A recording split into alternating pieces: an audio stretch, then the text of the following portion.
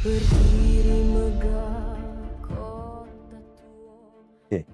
Nama jin yang memberitahu kepada Nabi Sulaiman di mana sebuah tempat yang terindah. Cerita tu bermula dengan pertanyaan Nabi Sulaiman kepada jin tu. Nama jin tu jin Simut. Tapi dalam tafsir Ibnu Katsir yang kita tengok bercerita tentang perkara ni, dia mengatakan bahawa nama kerajaan tu ialah Simut. Bukan Angkor. Yang Angkor ni bagaimana boleh jadi macam tu?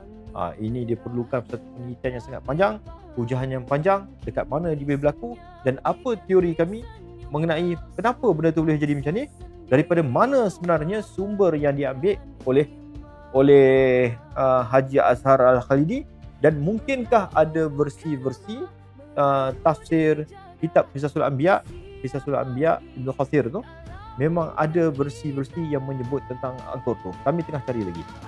Perkara tu kami masih cari. Kemungkinan besar diambil oleh Haji Azhar Al-Khalidi daripada sumber yang sebelum tu yang ada pada waktu tu. Dan sumber tu mungkin sumber-sumber yang betul-betul ada cerita tentang kerajaan Angkor tu. Itu yang kami tak jumpa lagi. Yang kami jumpa dalam tafsir Ibnu Katsir memang ada serangan Nabi Sulaiman buat ke atas sebuah kerajaan laut, tapi kerajaan tu bernama kerajaan Simut dengan ciri-ciri yang sama dengan apa yang disebut di dalam dengan.